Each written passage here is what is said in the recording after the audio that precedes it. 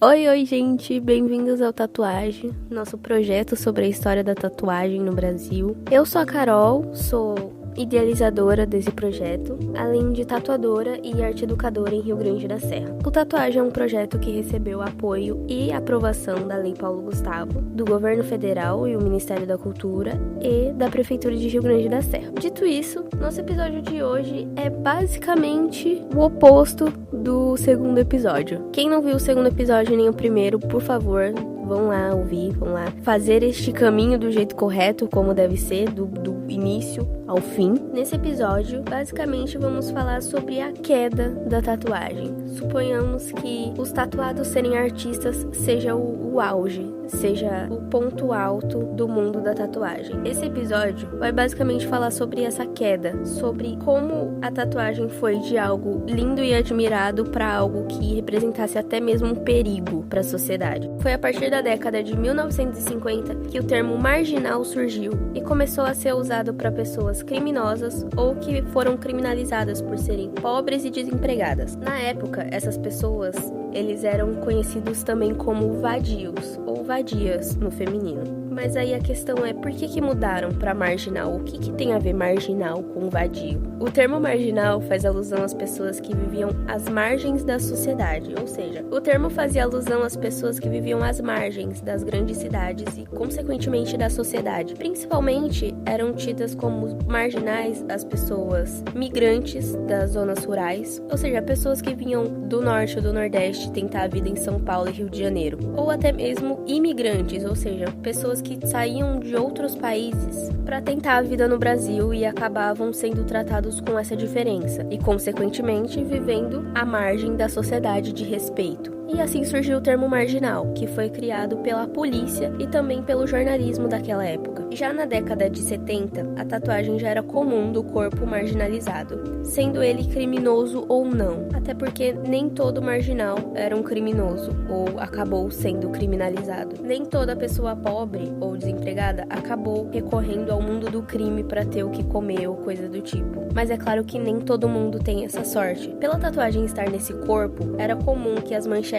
de jornais, em específico as páginas do jornalismo policial, a tatuagem era relacionada ao mundo do crime, consequentemente ao perigo e à morte. Assim como acontece nos dias de hoje, que os jornais, em algumas vezes sensacionalista demais, nos mostra cadáveres, assaltos à mão armada e entre outros crimes cada vez mais violentos. Naquela época, aquilo também existia. Também era possível ver fotos do IML no jornal, por exemplo. A única coisa que mudou é que graficamente é melhor agora. Hoje a gente consegue ver com uma resolução mais bonita do que no jornal da época. Então é importante entender que o sensacionalismo não é algo atual. Ele já vem de muito tempo na nossa sociedade e ele foi um dos principais culpados para que a tatuagem tivesse essa queda e sofresse esse preconceito que algumas pessoas mais velhas ainda têm. Mas afinal, como eles conseguiram transformar isso? Como eles conseguiram pegar a tatuagem e tornar ela em algo tão negativo? Bom, é bem simples. As manchetes não citavam nomes de suspeitos ou de criminosos. Elas sempre mencionavam eles como tatuados, apenas. Suponhamos que a polícia soubesse quem fez o crime. Ela sabia exatamente quem cometeu o crime, sabia todas as características dessa pessoa, mas a única coisa que ela ia citar é que essa pessoa tinha uma tatuagem de caveira no braço. Então seria algo como, por exemplo, ladrão da Santa Teresa tinha braço tatuado. Ladrão da Santa Teresa tinha uma caveira no braço. Então seria sempre assim. Não ia citar característica nenhuma da pessoa. Então nunca seria citado o nome dessa pessoa, por mais que eles soubessem quem era. Isso cria uma ligação muito perigosa, porque qualquer pessoa com uma caveira no braço poderia ser símbolo de perigo. Era sempre assim, sendo ele suspeito, ladrão, assassino ou um cadáver. Ele não teria nome, ele não tem identidade, ele não tem nada além da tatuagem. E esse vínculo foi criado sem nenhum sentido. Era apenas uma forma que eles acharam de identificar. E isso acabou nichando as tatuagens a ponto de fazer com que o significado de muitos desenhos passassem a ser do mundo do crime. Já naquela época existiram nomes importantes, que notaram que existia uma divergência nesse vínculo de tatuagem e mundo criminal. Exemplo disso é o tão conhecido escritor Machado de Assis, que em julho de 1895, ou seja, já bem antes do termo marginal ser brutalmente usado contra a população mais pobre, escreveu ironias referente a uma matéria policial da época sobre o detento chamado Manuel de Souza. Manuel de Souza foi um modelo vivo de uma aula de medicina na época. E além disso, ele ilustrou uma manchete que falava sobre as suas tatuagens. A manchete dizia que,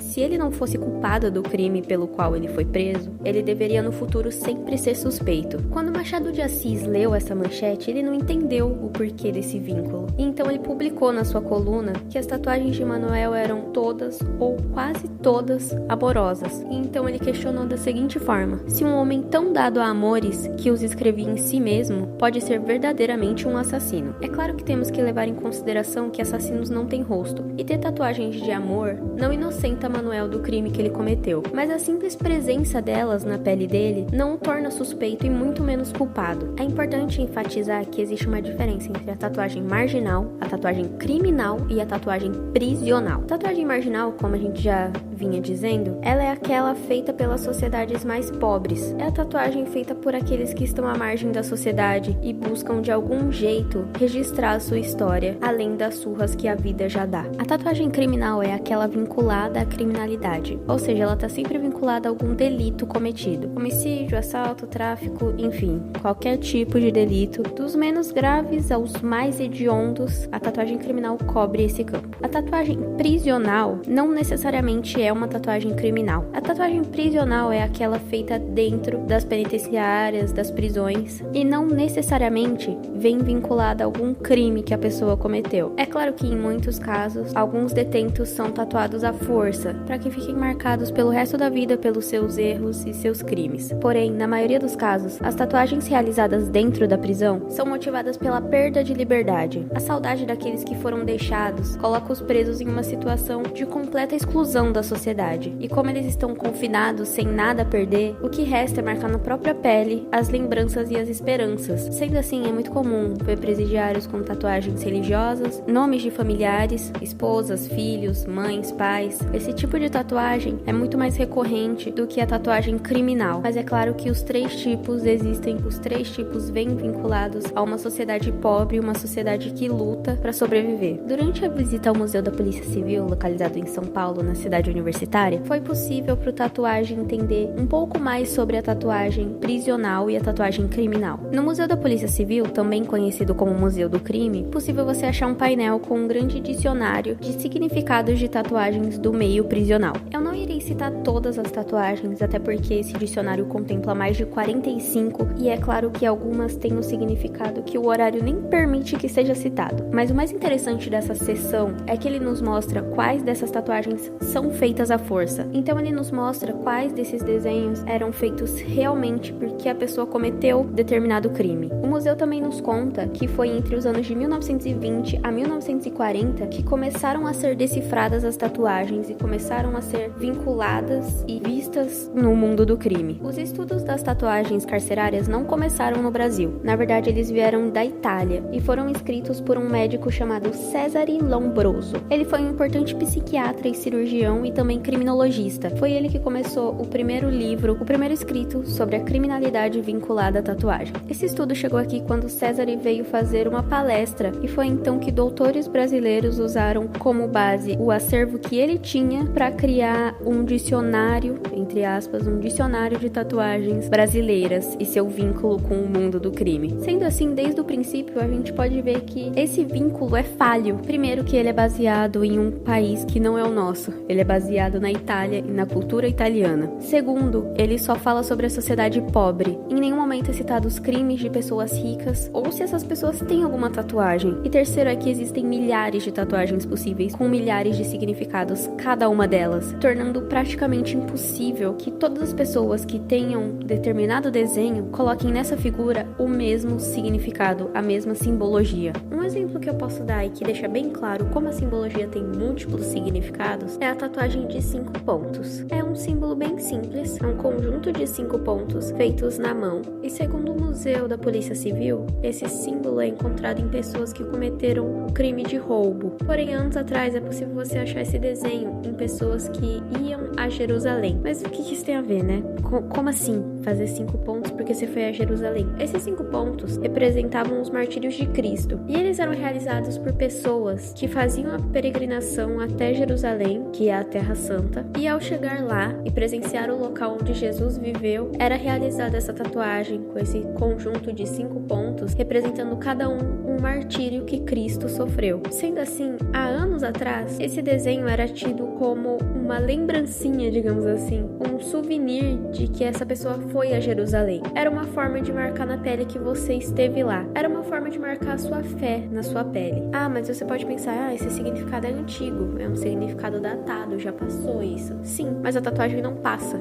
A tatuagem, ela é permanente. Então, ver uma pessoa muito mais velha e imigrante, é possível que essa pessoa tenha feito com esse propósito religioso a tatuagem e não que ela tenha cometido um roubo. E assim a gente vê que é necessário realmente fazer uma análise muito maior do que só olhar para a pessoa e ver que ela tem determinado desenho que corresponde ao mundo do crime. É preciso ter um olhar atento. E além disso, é preciso ter um histórico da pessoa, porque o significado não muda só de uma época para outra, mas ele também muda de um país para outro. E esse fato só serve para nos mostrar como foi errado pegar um acervo italiano, trazer ele para o Brasil e usar ele como uma verdade brasileira, que não era um acervo brasileiro, não começou como um acervo brasileiro, e sim era usado as tatuagens italianas como se tivesse o mesmo significado no Brasil. Hoje em dia, é claro que a tatuagem carcerária tem um estudo brasileiro, então é muito importante deixar bem claro que hoje em dia é bem mais difícil de acontecer algum problema envolvendo alguma tatuagem, mas é claro que só por ter diminuído drasticamente não quer dizer que não vá acontecer algum problema só por causa de um desenho. É muito importante a gente ter noção também que o que a gente tem na internet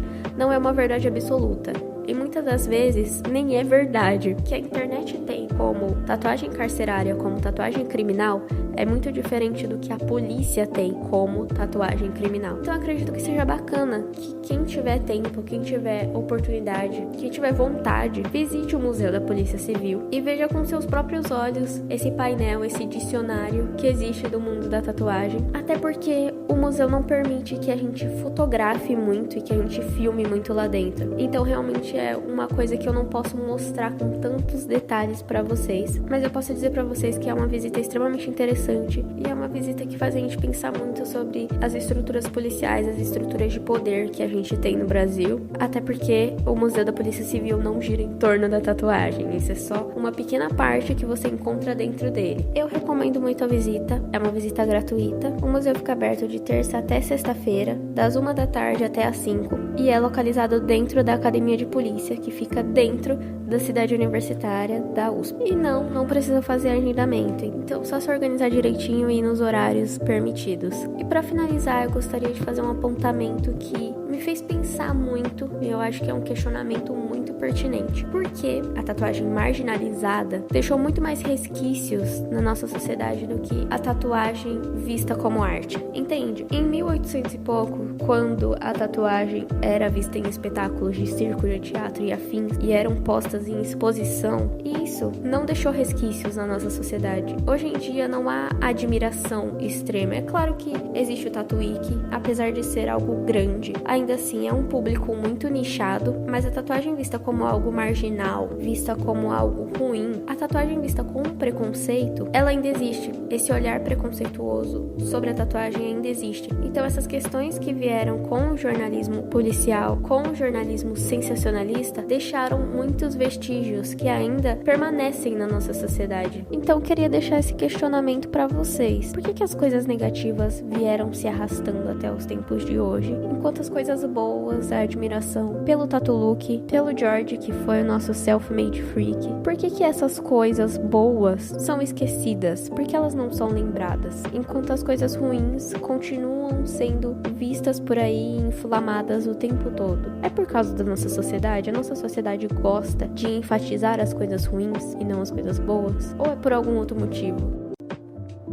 Enfim, esse foi o episódio de hoje, espero que vocês tenham gostado. Espero que tenham aproveitado esse tempo aqui com nós do Tatuagem. Espero que pensem sobre o episódio de hoje, sobre essa etapa da nossa jornada. Discutam com a família de vocês, com os amigos de vocês, enfim. E se você chegou até aqui, o que eu posso dizer pra você é muito obrigado por estar aqui conosco. Lembre-se de seguir a gente nas redes sociais, na rede social no caso, porque a gente só tem Instagram. Então, siga a gente no Instagram, Tatuagem Podcast, e você pode buscar aprender mais sobre o tema que a gente abordou aqui pelas nossas fontes bibliográficas, nossas fontes de pesquisa. Em primeiro lugar, como sempre, porque, enfim, um livro maravilhoso precisa ser sempre mencionado, o livro da Silvana Gerra, Uma História da Tatuagem no Brasil, de 2019, e também, nesse episódio, o nosso Museu da Polícia Civil, que foi citado várias vezes, então, obviamente, ele é a nossa fonte de pesquisa. Visitem o museu, pesquisem mais sobre ele e, por favor,